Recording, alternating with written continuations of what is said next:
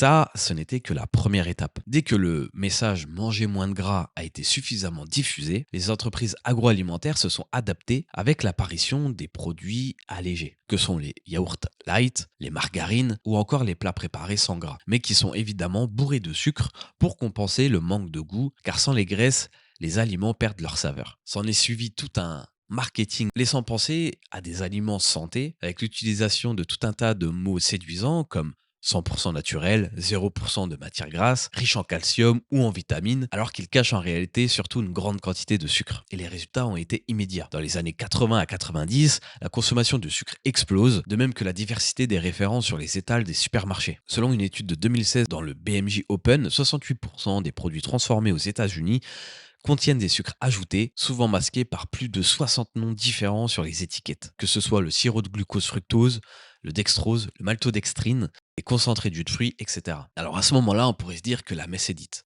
Mais l'industrie ne s'est pas arrêtée là. Les géants du soda ont investi des millions dans des campagnes visant à minimiser l'impact du sucre sur l'obésité et les maladies cardiovasculaires. Une entreprise de soda très bien connue a financé à hauteur de plus d'1,5 million de dollars des études affirmant que le problème venait principalement d'un manque d'activité physique.